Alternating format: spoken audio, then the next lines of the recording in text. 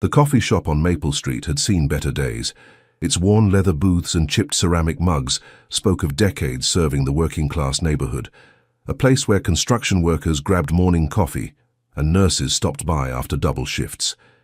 It was the last place anyone would expect to find Marcus Bennett, though nobody there knew who he really was. Marcus sat in the corner booth, wearing a faded flannel shirt he'd bought specifically for occasions like this. His watch, a modest Timex instead of his usual Patek Philippe, showed 7:03 p.m., 3 minutes late.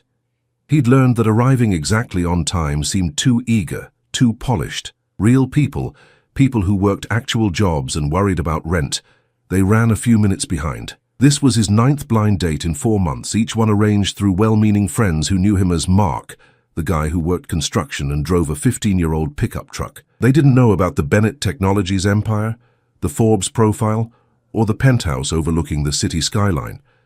They couldn't know.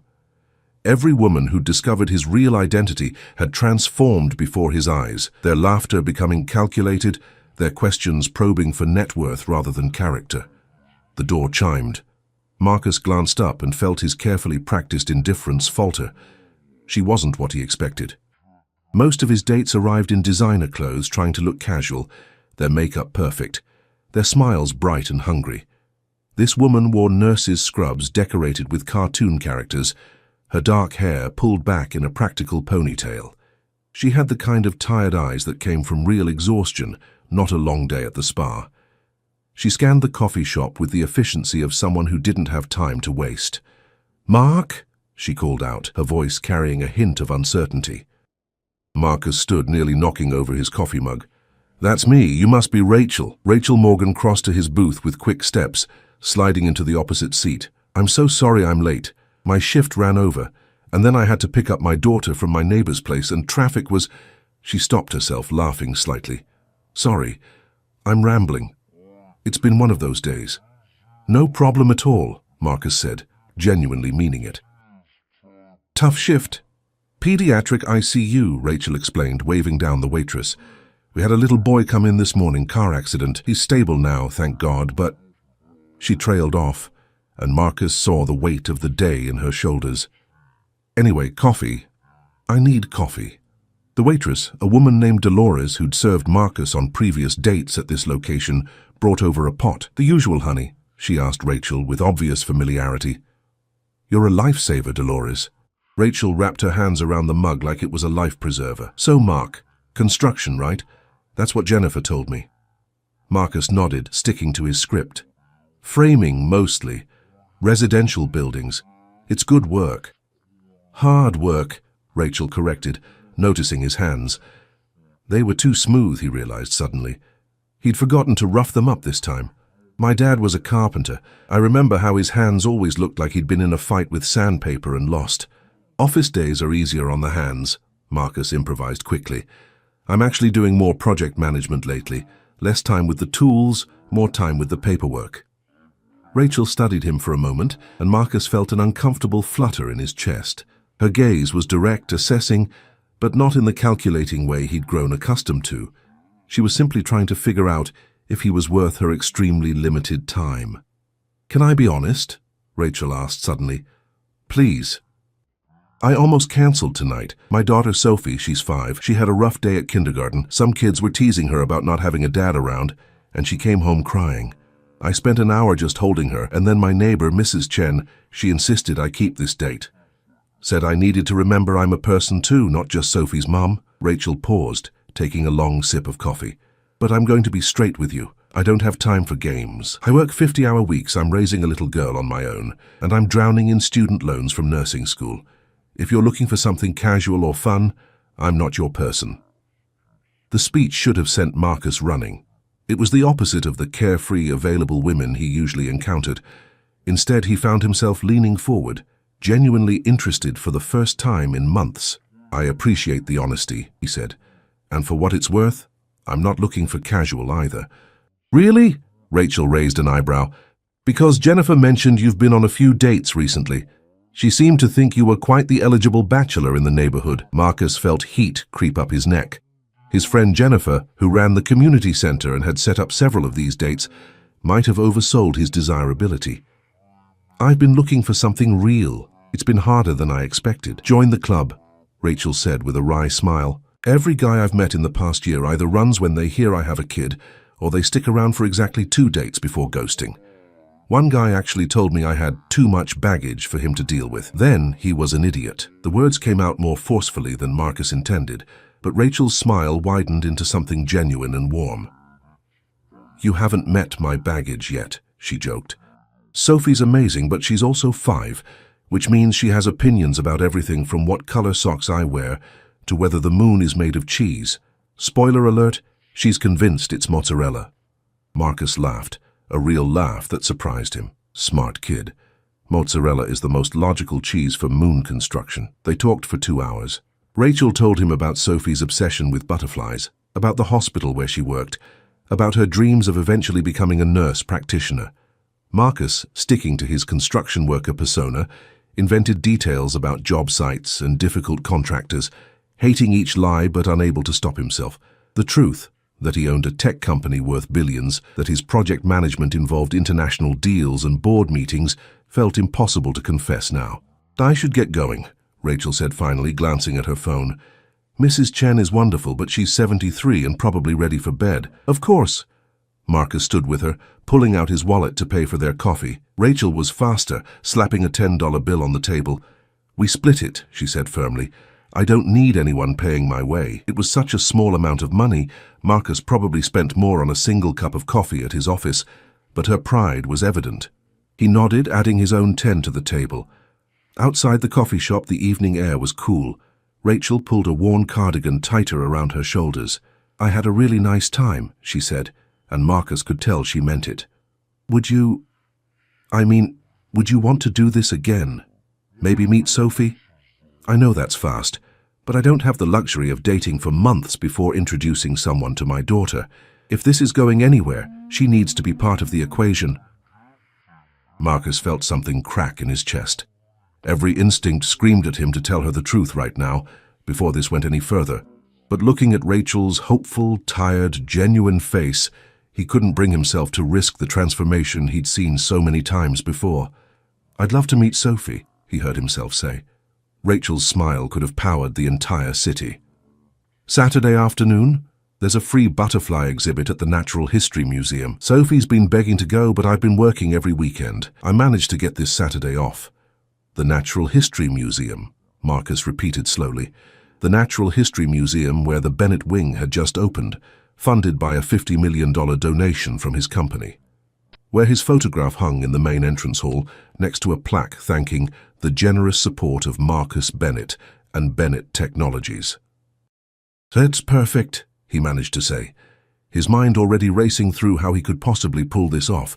Marcus spent the next 3 days in a state of controlled panic that his executive team found both baffling and amusing. Let me get this straight, his chief operating officer David Park said during their Thursday meeting.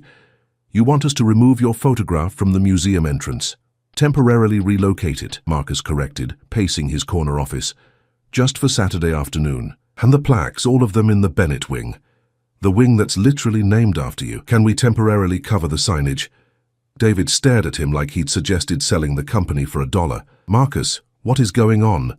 You've been distracted all week. Yesterday you approved a budget proposal you'd already rejected twice, and this morning you called our Singapore partners at 3 a.m. their time because you forgot about time zones.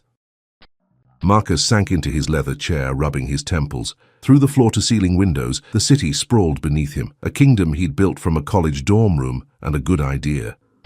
Everything he'd achieved, every success, every billion in the bank suddenly felt like an obstacle rather than an accomplishment. I met someone, he admitted finally. David's eyebrows shot up. The construction worker thing again? She's a nurse, single mother. She works at City General, raises her daughter alone, and she's the most real person I've talked to in years. Marcus pulled up Rachel's photo from her social media profile, limited and carefully private, mostly pictures of a little girl with pigtails holding butterflies and flowers. She thinks I'm a construction project manager named Mark, who drives an old truck. Oh boy, David muttered. Marcus, you can't keep doing this. Eventually, I know, Marcus stood again, unable to sit still. I know it's insane. I know I should have told her the truth immediately. But David, you should have seen her face when she talked about her ex, about the guys who've dated her just to leverage connections or who disappeared when they realized she had a kid. She's been through enough. So your solution is to lie to her. The words hit harder than Marcus expected. He turned away from David's knowing look, staring out at the cityscape. I just need time. Time to show her I'm interested in her, not just playing some game. Once she knows me, the real me, not the bank account, then I'll tell her everything. And you think she'll be fine with the deception? Marcus didn't answer because he didn't have a good one. By Friday evening, he'd arranged everything.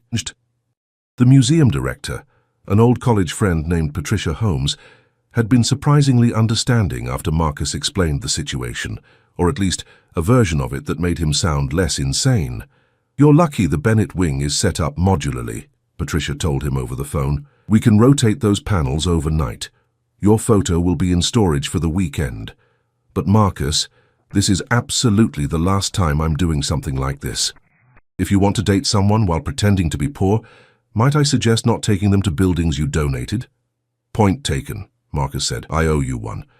You owe me several, and I expect a very generous donation to our education programs as payment for this absurdity. Saturday morning arrived with the weight of impending disaster. Marcus dressed carefully, jeans from a regular department store, a simple button-down shirt, work boots that he'd actually scuffed up this time. He left his penthouse in the service elevator, walked 2 blocks to the garage where he kept the pickup truck, and drove to the museum like a man heading to his own execution. Rachel and Sophie were waiting at the entrance.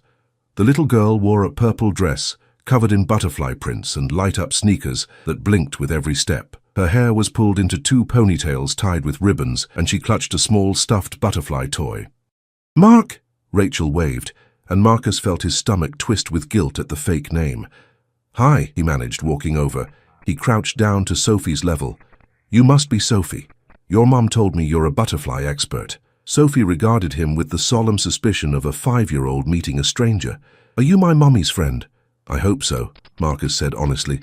"Do you like butterflies?" "I do now." That earned him a small smile. Sophie looked up at her mother. "He's okay, I guess." Rachel laughed, the sound easing some of Marcus's tension. High praise from the tough critic. "Should we head inside?" The museum was crowded with families, the weekend rush in full swing. Marcus had visited dozens of times for board meetings and donation events, always through private entrances with champagne and catered hors d'oeuvres. Seeing it through the main entrance, standing in line with regular people, felt oddly intimate. He kept waiting for someone to recognize him. A security guard, a staff member, anyone who'd seen his photo in the business section or at fundraising galas. But people just moved past him, focused on their own families and exhibits. "Tickets are on me," Rachel said, pulling out her wallet at the admission desk. "Rachel, no. You bought coffee last time. My turn." She was already handing over her credit card before Marcus could argue. He watched the transaction with discomfort, knowing that the admission fees for all 3 of them cost about what he usually spent on lunch. Sophie grabbed his hand with sticky fingers as they entered, her earlier suspicion forgotten in her excitement. "The butterflies are this way. I saw pictures online."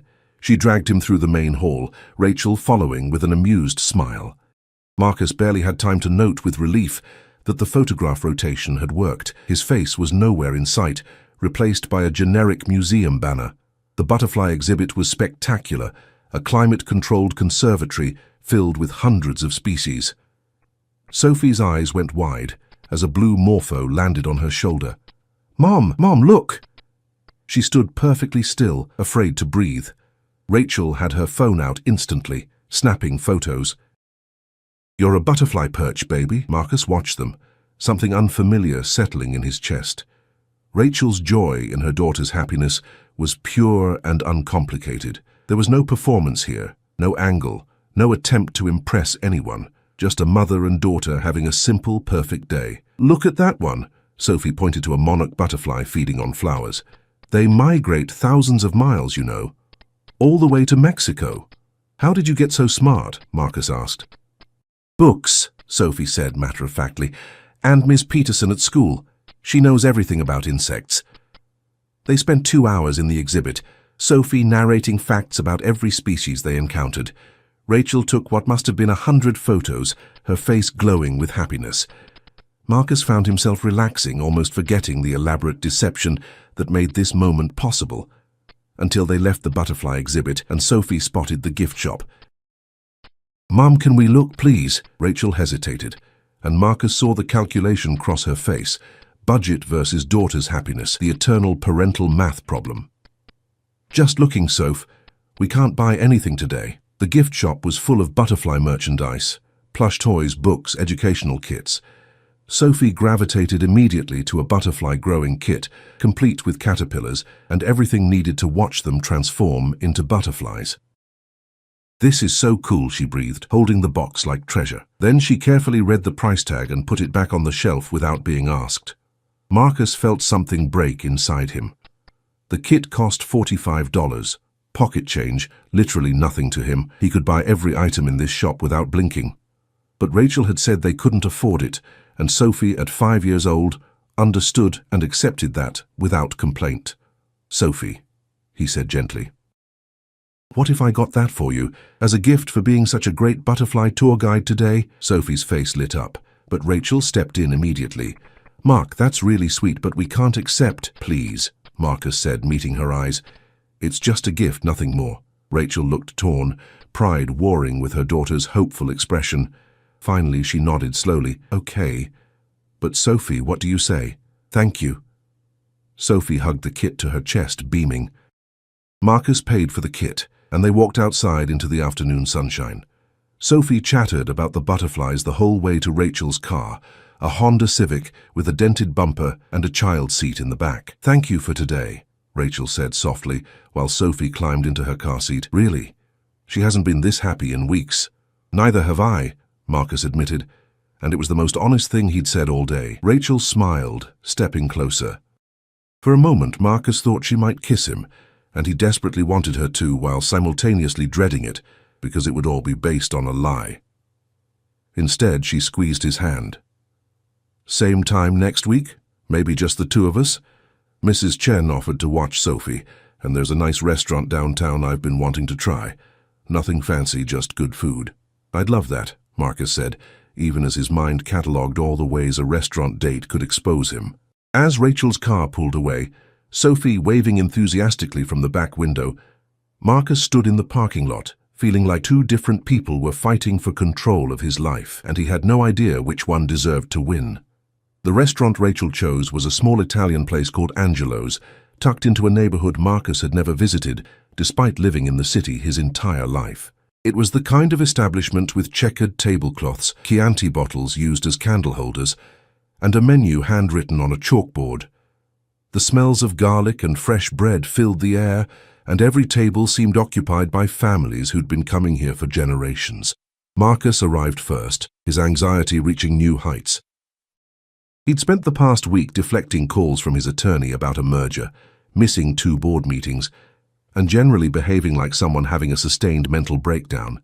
His assistant, Karen, had actually asked if he needed to see a doctor. "I'm fine," he'd insisted, "just dealing with some personal matters." Personal matters don't usually involve researching middle-income neighborhoods and reading articles about single-parent dating, Karen had replied, gesturing to his browser history that she'd accidentally seen. "But okay, boss. Whatever you say." Now, sitting at Angelo's waiting for Rachel, Marcus wondered if Karen had been right. Maybe he did need professional help. Normal people didn't construct elaborate lies to date someone. Normal people didn't buy burner phones to avoid their real contacts. Normal people didn't have their COO cover for them at charity galas, where they were supposed to give speeches. The door opened, and Rachel walked in, wearing a simple navy dress that probably cost $50, but looked perfect on her. Her hair was down for the first time since he'd met her, falling in soft waves around her shoulders. She spotted him and smiled, and Marcus felt his doubts evaporate like morning fog. "Hi," she said, sliding into the seat across from him. "Sorry, I know I'm a few minutes late. Sophie decided she absolutely needed to give me a makeover before I left, which involved a lot of lip gloss and her opinions on my eyeshadow choices." "You look beautiful," Marcus said, meaning it completely. Rachel blushed slightly. "Thanks. You clean up pretty well yourself, construction guy." They ordered pasta for Rachel, chicken parmesan for Marcus, and fell into easy conversation. Rachel told him about Sophie's butterfly caterpillars, which had arrived in the mail and were already growing at an alarming rate. She described work, the difficult cases, the small victories that made the long shifts worthwhile. "What about you?" she asked, twirling pasta on her fork. "Tell me about your family, your work.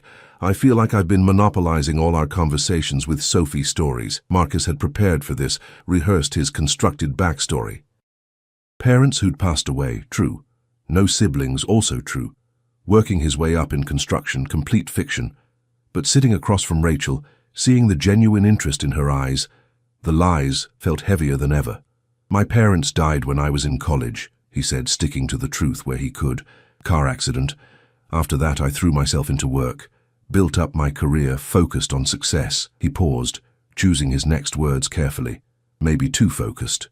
"I look around sometimes and realize I've built this life that looks good on paper, but feels empty." "I get that," Rachel said softly. "After Sophie's dad left, she was only 6 months old. I felt like I had to be everything. Perfect mom, perfect nurse, perfect at keeping it all together. It took me a long time to realize that being perfect wasn't the same as being happy." "What changed?" "Sophie did. One day she asked me why I never smiled anymore. She was 3 years old, and she noticed something I'd been trying to hide from everyone." Rachel's eyes glistened slightly. "That was my wake-up call. I started letting things be messy, started accepting help from neighbors, started remembering that I'm allowed to want things for myself too." "Like what?" Marcus leaned forward, genuinely curious. "Small things mostly. Coffee with friends, a night out occasionally. Maybe going back to school eventually for my nurse practitioner degree, though that feels impossible with the costs." She laughed self-consciously. "I know it's not exciting compared to most people's dreams." "It's real," Marcus said. "That makes it more valuable than most dreams." They talked through dinner, through dessert, through 2 cups of coffee each. The restaurant began to empty around them, other diners finishing their meals and heading home. Angelo himself, an elderly man with a thick Italian accent, came by to personally box up their leftovers. "You two are good together," he said, with a knowing smile. "I can always tell. 43 years I've been watching couples in this restaurant, and you got that look." "What look?" Rachel asked, amused. "The look that says you forget anyone else exists when you talk to each other." Angelo winked at Marcus. "You hold on to this one, young man. She's special." "I know she is," Marcus said quietly. Outside the restaurant, the evening had turned cool. Rachel shivered slightly, and Marcus instinctively offered his jacket, a simple denim jacket, nothing like the $1,000 coats in his actual wardrobe. "Thanks," she said, pulling it around her shoulders. "So I have a confession to make." Marcus's heart stopped. Had she figured it out? Had someone recognized him and told her? "I Googled you," Rachel continued, looking embarrassed. I know, it's weird, but Jennifer kept saying what a great guy you were, and I wanted to make sure you weren't a serial killer or something before I introduced you to Sophie." "And?" Marcus managed to ask, his mouth dry. "And there's like nothing. A few social media profiles that might be you, but they're all pretty bare. No digital footprint at all, really," she laughed, which is actually kind of refreshing. "Everyone else I've met is all over social media, posting every meal and thought. You're like a mystery man." Marcus forced a laugh that sounded hollow to his own ears. "I'm just private. Never got into the whole social media thing." "I respect that. Sophie's all over my Facebook. I'm definitely one of those mums, but I can see the appeal of keeping things offline." Rachel checked her phone. "I should get going soon, Mrs. Chen's probably watching late-night game shows with Sophie and teaching her to count cards or something." They walked to her car, neither of them quite ready for the evening to end. Rachel leaned against the driver's door, looking up at him. "I really like you, Mark," she said. "That probably sounds too forward, too fast, but I don't have time to play games. Sophie adores you. She's been talking about you all week. And She paused, seeming to gather courage. "I haven't felt this way about anyone since before she was born." Marcus felt like he was standing on the edge of a cliff. This was the moment. He should tell her everything right now, before this went any further, before the lie became too big to fix. "Rachel, I need to tell you something." His phone rang. Not the burner phone he carried for these dates, but his real phone, buried in his truck's glove compartment. He'd forgotten to turn it off, and the ringtone, distinctive, impossible to ignore, echoed through the quiet street. "You should get that," Rachel said. "Might be important." Marcus wanted to ignore it, but the ringtone meant emergency protocol. Only 3 people had that number: David, Karen, and his lawyer. They only used it for absolute crises. "I'm so sorry," he said, jogging to his truck. "Just 1 second." It was David, and he sounded panicked. "Marcus, thank God. We have a situation. The Singapore deal is falling apart. They're threatening to walk unless you're on a video call in the next hour. And there's a reporter from TechWire at the office asking questions about your whereabouts. She seems to know about the dates, Marcus. Someone talked." Marcus's blood ran cold. "What do you mean, someone talked?" "I don't know yet, but she's asking specific questions about you pretending to be a construction worker. She's connected some dots. If she publishes this story..." David didn't need to finish the sentence. Marcus looked back at Rachel, who was checking her phone, giving him privacy. She trusted him. Sophie trusted him. And he was about to lose them both because he'd been too cowardly to tell the truth from the beginning. "I'll handle Singapore remotely," Marcus said quietly. "And David, prepare a statement. I'm telling Rachel everything tonight." "Are you sure that's..." "I should have told her from the start. This is my mess to clean up." He ended the call and walked back to Rachel, every step feeling like wading through concrete. "Everything okay?" she asked, concern in her voice. "Rachel, that thing I needed to tell you." Marcus took a deep breath. "Can we go somewhere private? There's something important you need to know about me, and I need to tell you before someone else does." Rachel's expression shifted from concern to worry. "Mark, you're scaring me." "What's going on?" "I'm not who you think I am," Marcus said, the words finally breaking free. "My name isn't Mark. It's Marcus. Marcus Bennett. And I'm not a construction project manager." Rachel stared at him, confusion clouding her features. "I don't understand. If you're not..." "I'm the CEO of Bennett Technologies. I have a penthouse downtown. I donated the wing to the museum where we took Sophie." The words tumbled out faster now, desperate. "I've been lying to you since we met because every woman I've dated after they learned who I really was, they changed. They stopped being real, and you were so genuine, so honest, and I just wanted someone to see me, not my bank account." The color drained from Rachel's face.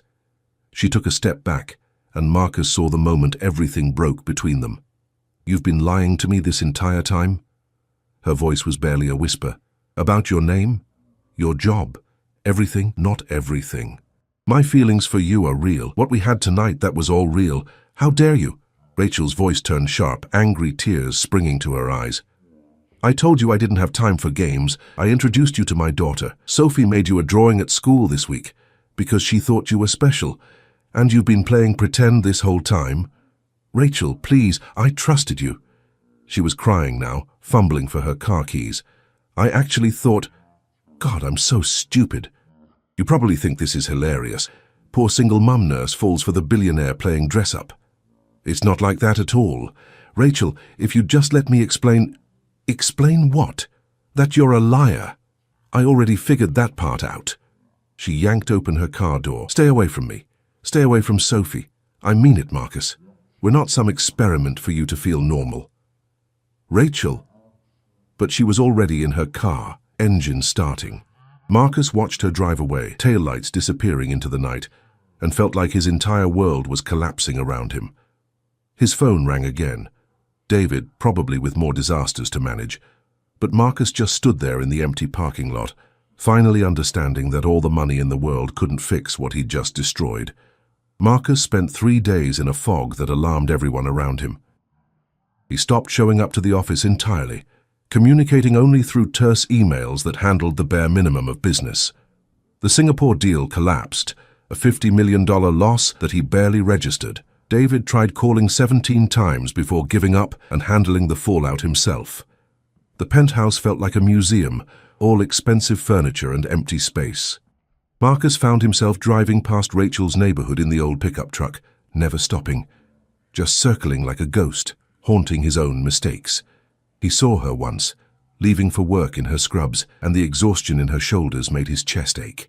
On the 4th day, Patricia Holmes from the museum called. "Marcus, what on earth did you do?" she demanded without preamble. "I just had a very angry nurse show up demanding to know why there's a Bennett wing. when you told her your name was Mark and you worked construction. Marcus sat up from where he'd been lying on his couch staring at the ceiling. Rachel came to the museum? With her daughter. The little girl wanted to see the butterflies again.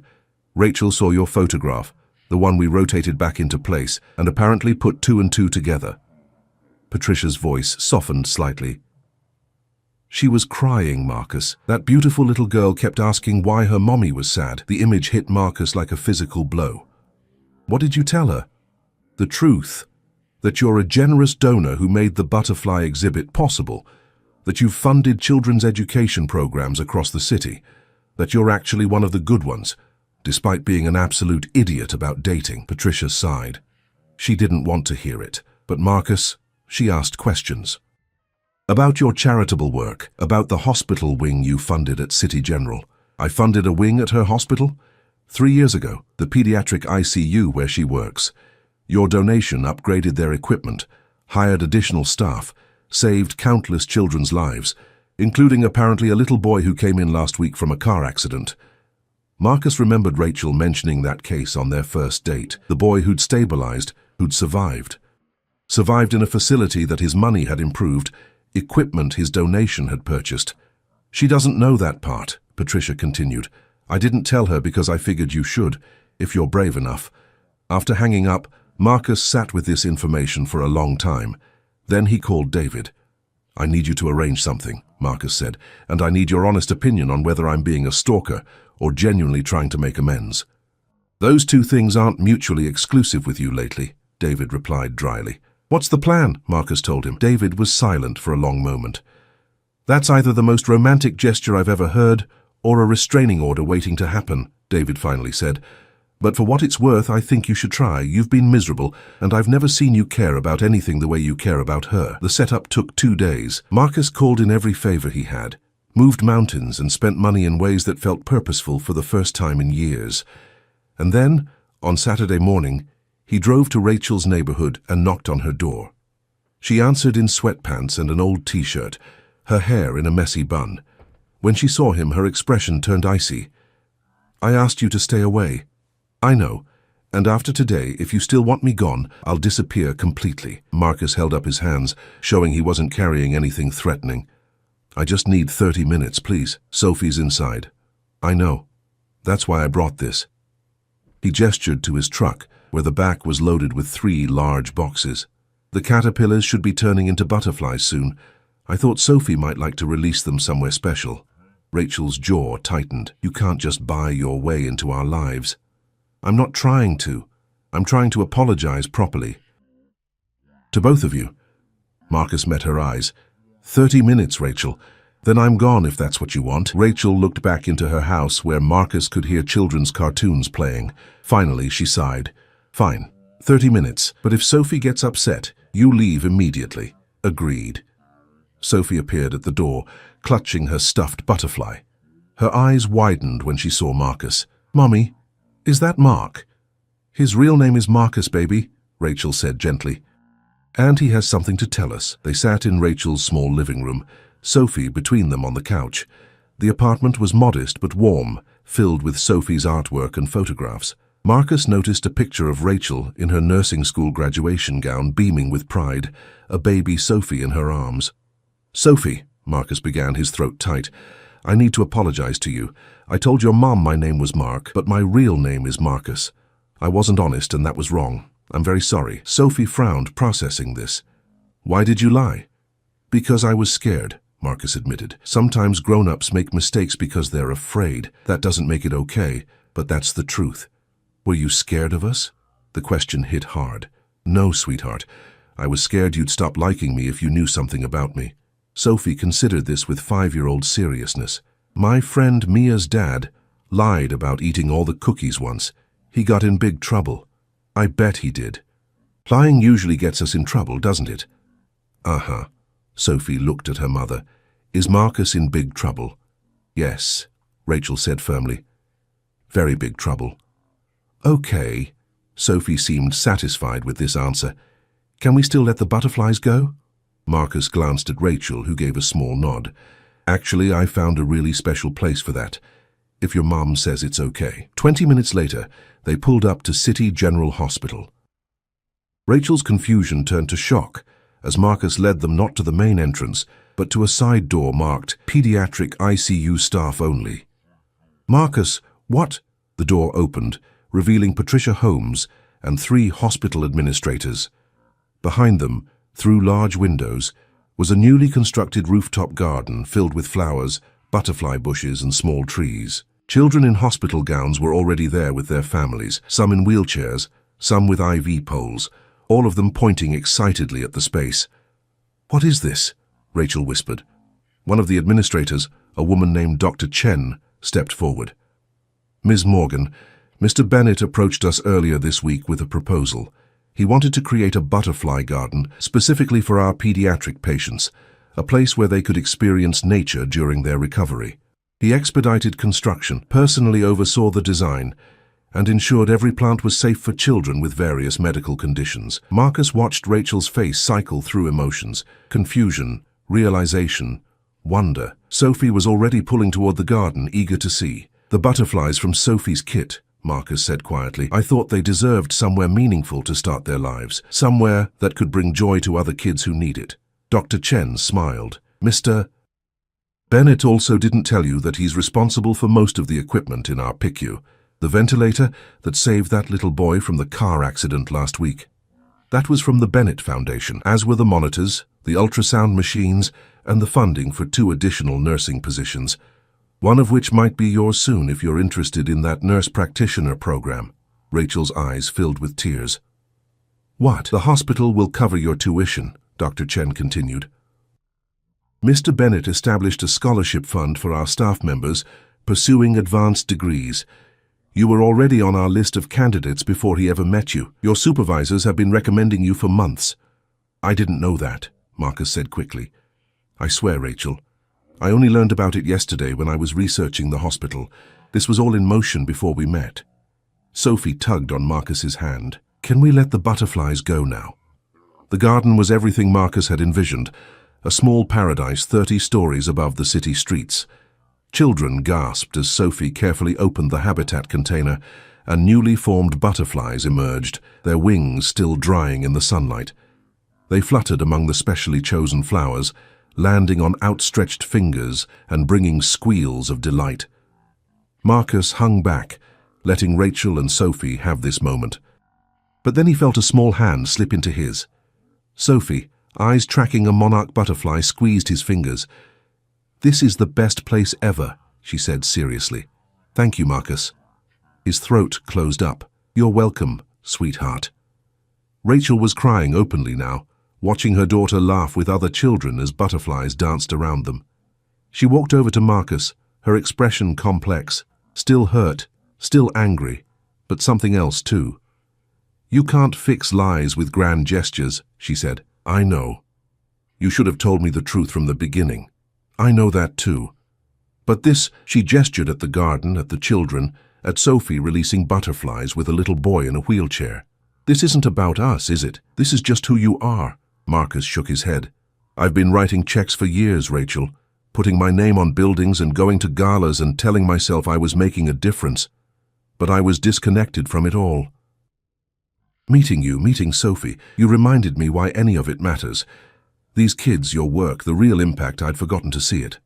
They stood in silence, watching butterflies spiral upward into the clear sky. "I told my neighbor Mrs. Chen about you," Rachel finally said. "About what happened. Want to know what she told me?" "What?" "She said her husband lied to her on their first date. Told her he was a struggling artist when he actually came from money. She was furious when she found out." Rachel smiled slightly. "They were married for 47 years before he passed.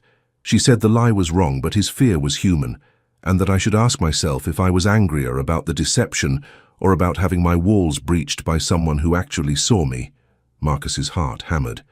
"And what did you decide?" "I'm still angry," Rachel said honestly. "What you did was wrong, Marcus. You made me doubt my judgment. You made me feel foolish. I know. I'm so sorry.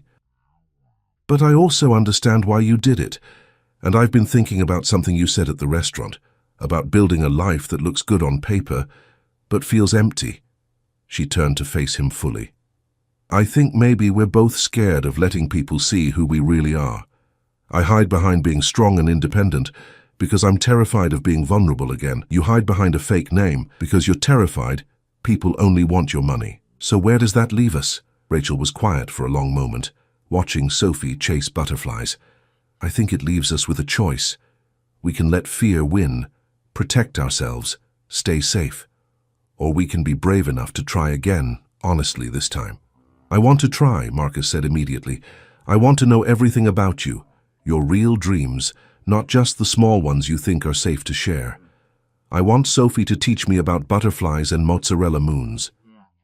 I want to show up as myself, Marcus Bennett, with all the complications that brings. Even if I'm intimidated by your world, even if I feel out of place at fancy events, even if I need you to be patient while I learn to trust you again. Especially then. Sophie ran up to them, breathless with excitement.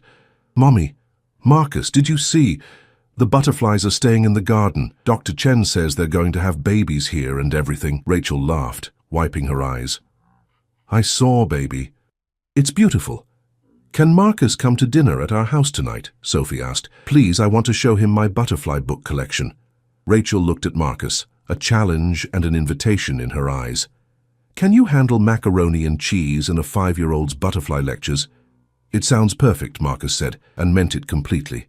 6 months later, Marcus stood in that same rooftop garden, though now it was transformed with white chairs and flowers for a small gathering. Sophie, in a purple flower girl dress that matched the butterflies she loved, held the rings with solemn importance. Do you promise to always tell the truth? She'd asked Marcus earlier while they practiced. Even when it's scary? I promise, he'd said, always. Rachel walked toward him now wearing a simple white dress, her smile radiant. Behind them, the city spread out in all directions. His city, but different now, better. Real. Ready, she whispered when she reached him. I've been ready since the coffee shop on Maple Street, Marcus replied.